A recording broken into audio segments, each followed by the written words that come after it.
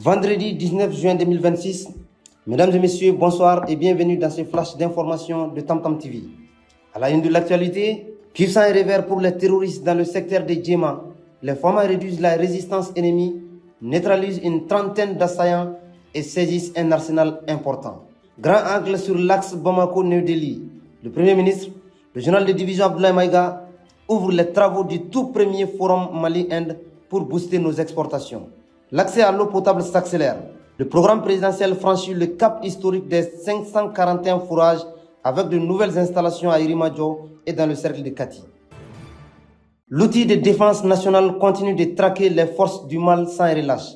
Selon le communiqué officiel de l'état-major général des armées, les unités terrestres des forces armées maliennes ont mené une reconnaissance offensive ce mercredi 17 juin 2026 dans le secteur de Djema. Nos voyants soldats ont débusqué un groupe armé terroriste qui planifiait des exactions contre les populations civiles. À l'issue d'un bref mais vigoureux accrochage, le professionnalisme des FAMA a permis de briser la résistance ennemie. Le bilan provisoire est sans appel. Une trentaine de terroristes neutralisés, 15 motos récupérées et plusieurs engins explosifs improvisés détruits, dont 6 étaient prêts à l'emploi et 4 en cours de fabrication. Le chef d'état-major général a salué le courage héroïque des hommes engagés sur le terrain.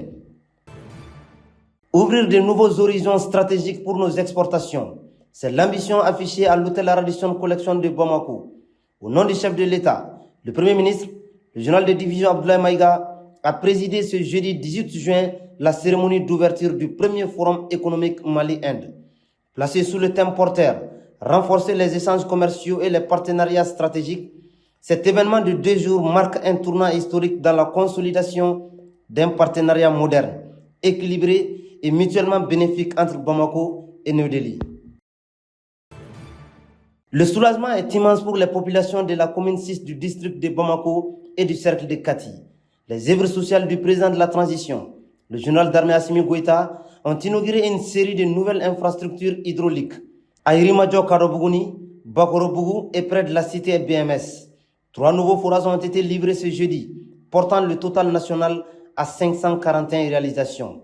Parallèlement, le conseiller spécial, M. Agibou Damele, s'est déployé dans le cercle de Kati pour inaugurer 5 autres forages à Djalakorobougou et à Ntabakoro. Désormais, une approche proactive en coordination directe avec les chefs de quartier remplace l'ancien système de demande garantissant l'installation des forages là où le manque d'eau est le plus criant.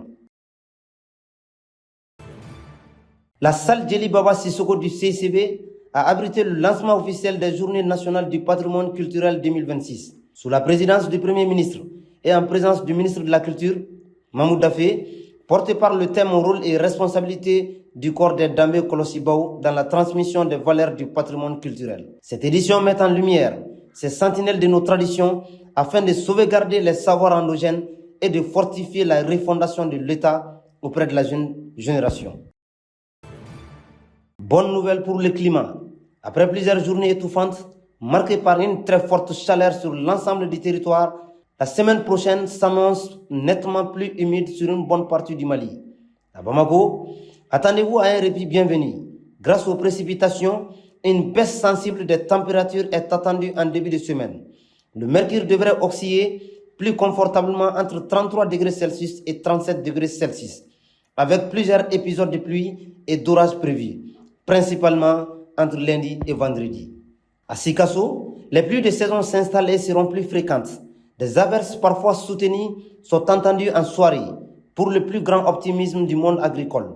Du côté des Cailles, la chaleur restera bien présente en journée, mais des orages isolés pourraient se développer en fin d'après-midi, apportant un peu de fraîcheur salvatrice après des heures étouffantes.